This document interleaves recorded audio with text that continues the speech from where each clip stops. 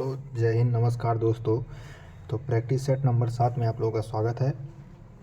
तो उससे पहले मैं बता देता हूँ मेरे दोस्त, कुछ लोग कमेंट कर रहे हैं, भैया मतलब हमको आप मतलब राइटिंग वो थोड़ा सा ठीक कर लीजिए, थोड़ा गैप करके लिखिए। मेरे भाई दो ढाई घंटा इस पे मेहनत करता हूँ, उसके बाद ऐसा लिखता हूँ मैं, जो कि मतलब हमारा अगर पीछे वाला अगर आप नोट देख लेंगे ना, तो उसमें तो आप कुछ नहीं समझ पाएंगे। तो इसको आपको समझने की ज़रूरत नहीं है, बस आप एक वीडियो देखिए। इसको वीडियो देखने के बाद में पीडीएफ देखिए, अपने आप समझ में आ जाएगा। अगर डायरेक्ट पीडीएफ आप देखेंगे तो किसी का भी पीडीएफ समझ में नहीं आएगा, चाहे हमारा हो या किसी का भी हो पीडीएफ।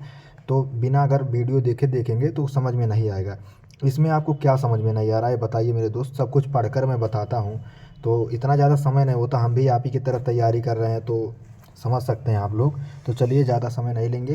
तो और आप लोगों का पीडीएफ जो है, आप लोगों को पीडीएफ टेलीग्राम चैनल पर मिल जाएगा, जिसका लिंक डिस्क्रिप्शन में है।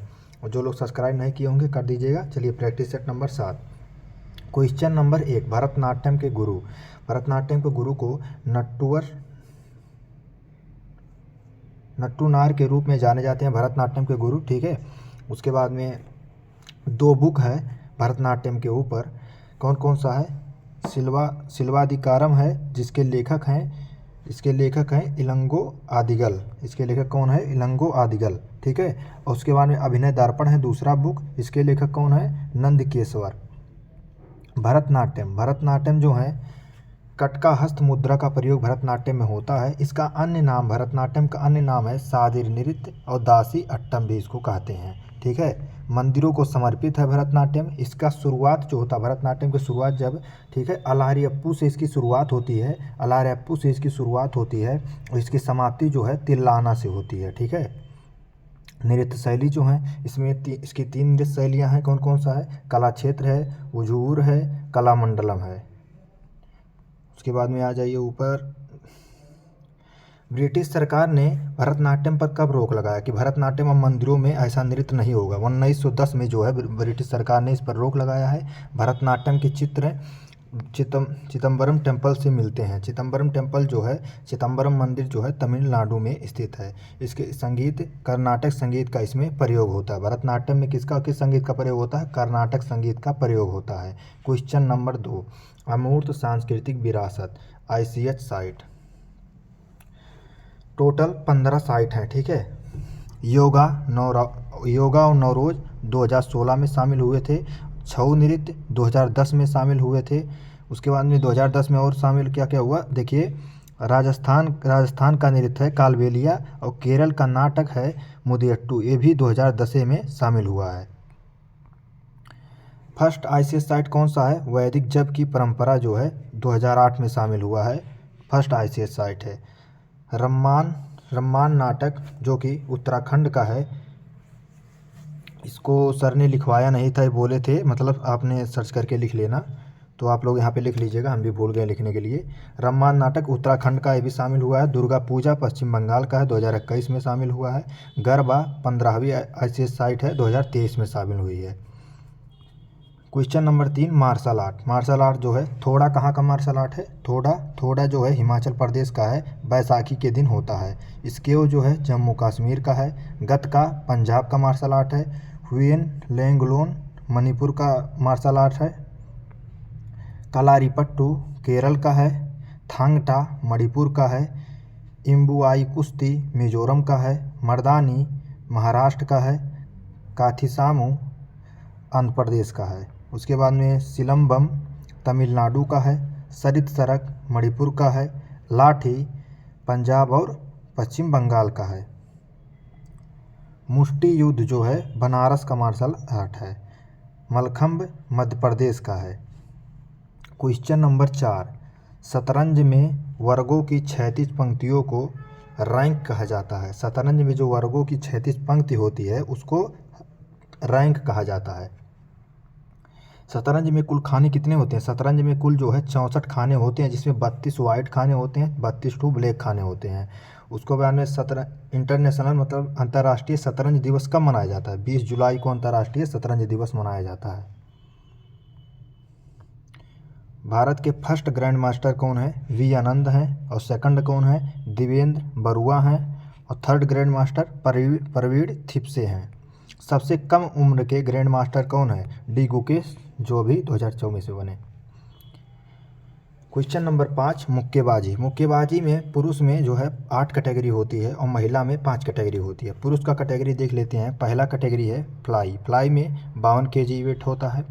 फेदर में 57 kg वेट होता है। लाइट और हल्का में कुछ मतलब तीसरे कैटेगरी में 63 kg वेट होता है, जिसे लाइट हल्का बोलते हैं। वेल्टर वेट में 69 kg वेट होता है। मिडिल वेट में 75 kg वेट होता है। उसके बाद में लाइट हैवी वेट में 81 kg होता है और हैवी वेट में 91 kg होता है। सुपर हैवी वेट में 91 kg से ऊपर के होते हैं। उसके बाद फीमेल का देख लेते हैं। सबसे कम जो होता है फ्लाई वेट में होता है सिर्फ 51 kg और सबसे भारी जो होता है वेट 75 kg का होता है, जिसे मिडिल वेट कहते हैं। Badminton trophy. Question number 6, badminton का ट्रॉफी कौन कौन सा है? मेंस के लिए है थॉमस कप। उसके बाद में उबेर कप जो है वुमेन्स के लिए है। अन्य कौन कौन सा अन्य कप हैं बैडमिंटन के लिए? Sudirman cup, Chadha cup, Agarwal cup, Narang cup, Amrit Diwan cup, Syed Modi अंतर्राष्ट्रीय ट्रॉफी, ये भी बैडमिंटन से संबंधित है। एशेज कप जो है क्रिकेट से संबंधित है, जो कि Australia plus England test series में दिया जाता है। आगा खा कप जो है हॉकी से संबंधित है और यूएस मास्टर्स ट्रॉफी गोल्फ से संबंधित है। मंत्रिपरिषद जो है आर्टिकल 74 में इसकी गठन की बात की गई है। मंत्रिपरिषद गठन जो है आर्टिकल 74 में लोकसभा के प्रति उत्तरदायी होता है। किसमें कहा गया है? अनुच्छेद 75 के 3 में मंत्रिपरिषद लोकसभा के प्रति उत्तरदायी होगा। मंत्रियों की संख्या 15% से अधिक नहीं होगी। मंत्रिपरिषद में जो है लोकसभा में मंत्रियों की संख्या जो है 15% से अधिक नहीं होगी। सरकार प्लस विधानमंडल दोनों ही काम नहीं करेंगे। सामूहिक यहाँ पे लिखा है, यहाँ पे थोड़ा कट गया मेरे दोस्त,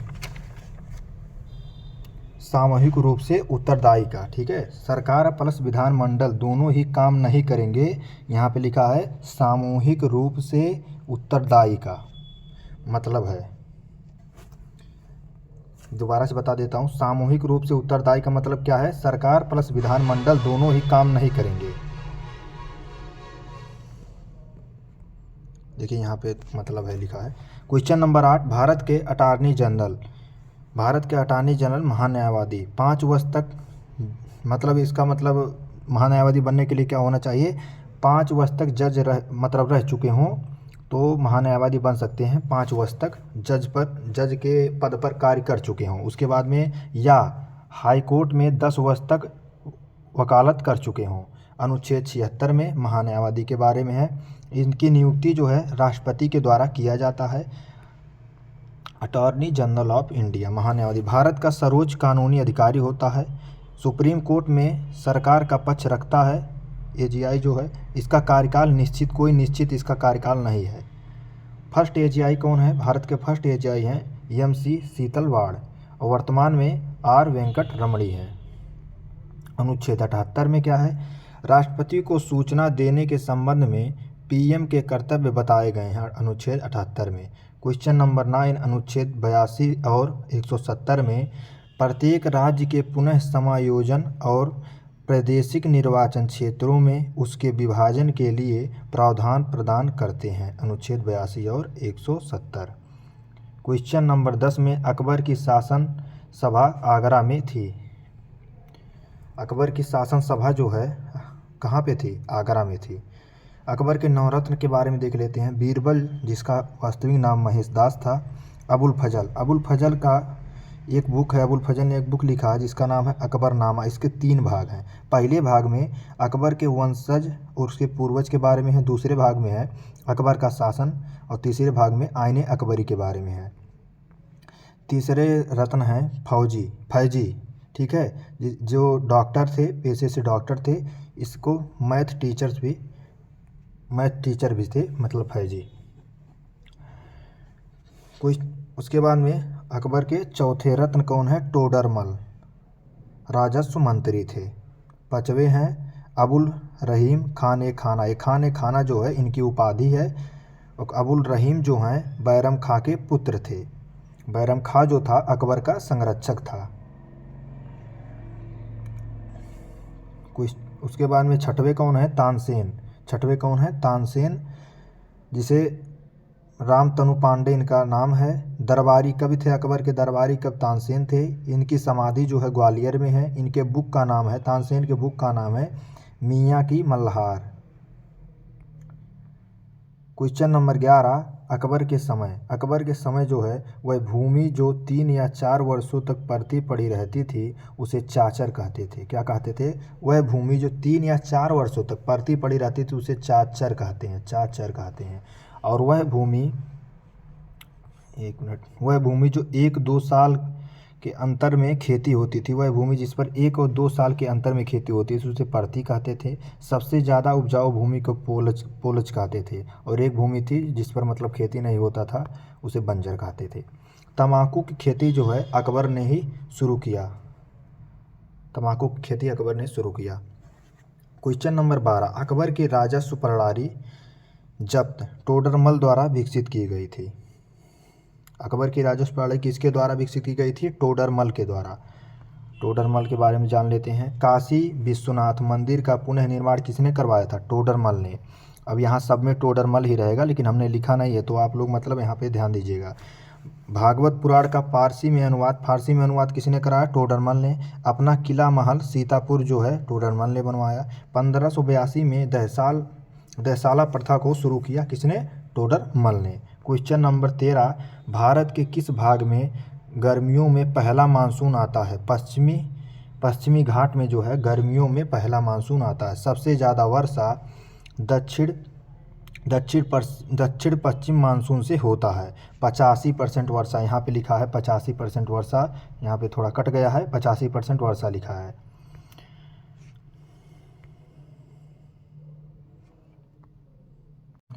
मानसून का लौटना निवर्तन कहलाता है। मानसून के लौटने को निवर्तन कहते हैं। पश्चिम घाट में जून से सितंबर के मध्य आता है। पश्चिम घाट जून से सितंबर के मध्य में आता है। जो यहाँ का थोड़ा सा यहाँ लिखा दिया गुरुजी, मतलब यहाँ पे लिखवाए थे, थोड़ा कट गया है। यहाँ पे लिखा गया है मानसून कब आता है? पश्चिमी घाट में मानसून जो है यहाँ पे लिखा गया है पश्चिमी घाट में मानसून जून से सितंबर के बीच में आता है। ठीक है। हवा जो है अरब सागर की मुख्य भूमि की ओर चलते हैं। उस समय जो है हवा कहाँ चलती है? अरब सागर के मुख्य भूमि की ओर हवा चलती है। क्वेश्चन नंबर 14, कर्नाटक में आकाशीय बिजली युक्त तूफान के कारण होने वाली वर्षा चेरी ब्लाज्म कहा जाता है। उसके बाद पश्चिम बंगाल में इसी वर्षा को काल वैसाखी कहते हैं। केरल में काफ़ी सावर कहते हैं। असम में बोर्डो इसला कहते हैं असम में। नॉर्थ इंडिया में नार्वेस्टर कहते हैं। केरल, कर्नाटक, तमिलनाडु में मैंगो सावर या आम्र वर्षा कहते हैं इसको। क्वेश्चन नंबर 15, कौन से राज्य पहले दक्षिण पश्चिम मानसून से वर्षा प्राप्त करते हैं? केरल राज्य जो है पहले दक्षिण पश्चिम मानसून से वर्षा प्राप्त करते हैं। क्वेश्चन नंबर 16, बैंकिंग के शब्दावली देख लेते हैं। Full form. एनपीए का फुल फॉर्म क्या है? गैर निष्पादित परिसंपत्तियाँ। हिंदी में लिखे हैं हम, गैर निष्पादित परिसंपत्तियाँ एनपीए का फुल फॉर्म है। उसके बाद देख लेते हैं आईएफएससी का फुल फॉर्म क्या है? Indian financial system code. MICR का फुल फॉर्म क्या है? Magnetic ink character recognisation. NEFT का फुल फॉर्म क्या है? National electronic fund transfer. RTGS का फुल फॉर्म क्या है? Real time gross settlement. UPI का फुल फॉर्म क्या है? Unified payment interface. केवाईसी का फुल फॉर्म क्या है? Know your customer. Question number 17, कौन राष्ट्रीयकृत बैंक है? 12 राष्ट्रीयकृत, टोटल 12 राष्ट्रीयकृत बैंक है। फर्स्ट बार राष्ट्रीयकरण कब हुआ था? 19 जुलाई 19 जुलाई 1969 को पहली बार राष्ट्रीयकरण हुआ था। आरबीआई के गवर्नर उस समय कौन थे? एल.के. झा थे। अब ये मत बोलिए कि यहाँ पे इतना छोटा लिखा गया है, सर ने बाद में लिखवाते हैं, सर जो है बाद में लिखवाते हैं, इसलिए छोटा सा लिखना पड़ता है, जगह ही नहीं रहता लिखने के लिए। ठीक है, तो फिर से बता देते हैं। फर्स्ट बार राष्ट्रीयकरण कब हुआ था? 19 जुलाई 1969 को। उस समय जो है आरबीआई के गवर्नर कौन थे? एल.के. झा थे। 14 बैंकों का राष्ट्रीयकरण हुआ था। और किस बैंकों का राष्ट्रीयकरण हुआ था? जिसके पास 50 करोड़ रुपए से अधिक राशि थी, उसको जो है राष्ट्रीयकरण हुआ था। इस समय पीएम कौन थी? इंदिरा गांधी थी। सेकंड राष्ट्रीयकरण कब हुआ था? 15 अप्रैल 1980 को सेकंड राष्ट्रीयकरण हुआ था। इस समय भी पीएम इंदिरा गांधी ही थी। यहाँ पे लिखे नहीं है, लेकिन सर बताए थे इस समय भी पीएम इंदिरा गांधी ही थी सेकंड राष्ट्रीयकरण के समय। इस समय 6 बैंकों का राष्ट्रीयकरण हुआ था। उसके बाद में जिसके पास 200 करोड़ रुपये से अधिक की राशि थी, बजट था।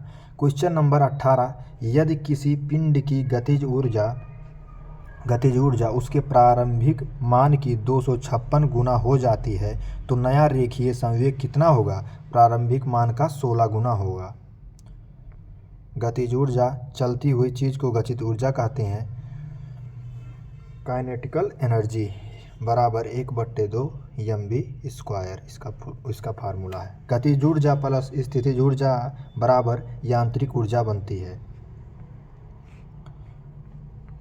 रेखीय संवेग का अगर हम वर्ग कर दें तो गतिज ऊर्जा का समानुपाती होता है। रेखीय संवेग का वर्ग जो है गतिज ऊर्जा का समानुपाती होता है, इसका फार्मूला। क्वेश्चन नंबर 19, जिन अभिक्रिया में एक साथ उपचयन और अपचयन होता है उन्हें क्या कहते हैं? उन्हें रेडॉक्स अभिक्रिया कहते हैं। अपचयन जो है, अपचयन में क्या होता है? ऑक्सीजन की कमी होती है। अपचयन में ऑक्सीजन की कमी होती है, हाइड्रोजन प्राप्त होता है और इलेक्ट्रॉन की वृद्धि होती है। उपचयन में क्या होता है? ऑक्सीजन की वृद्धि होती है, हाइड्रोजन नहीं प्राप्त होता है, उसके बाद में इलेक्ट्रॉन की कमी होती है। देखिए यहाँ लिखा। क्वेश्चन नंबर 20, छोटी आंत की आंतरिक दीवारों में उपस्थित उंगलियों जैसी संरचना को क्या कहते हैं? विल्ली कहते हैं। क्या कहते हैं? विल्ली कहते हैं। छोटी आंत के 3 भाग हैं। एक का नाम है ग्रहणी, जेजुनम दूसरा है, इलियम तीसरा है। ठीक, छोटी आंत जो है प्रोटीन का पाचन होती है। छोटी आंत जो है प्रोटीन का पाचन करती है। होमवर्क दिए थे, छोटी आंत की कुल लंबाई कितनी है? छोटी आंत की लंबाई है, पुरुष का जो है, पुरुष में 6.9 मीटर का होता है, जिसे 22 फुट 2 इंच, और महिला में 7.1 मीटर का होता है, 23 फुट 4 इंच का। तो चलिए क्वेश्चन मतलब प्रैक्टिस सेट 7 समाप्त हो गया। उसके बाद में आज तो प्रैक्टिस सेट 8 आएगा नहीं, क्योंकि आज सम्मान समारोह है, अब कल ही आएगा। तो उसके बाद में कल हम फिर उसी के साथ आप वीडियो लेकर आएंगे। ठीक है, वीडियो कैसा लगा आप लोग बताइएगा, और कोई भी दिक्कत होता है तो कमेंट करिएगा मेरे दोस्त। ठीक है, PDF आपको टेलीग्राम चैनल पर मिल जाएगा। नमस्कार, जय हिंद दोस्तों।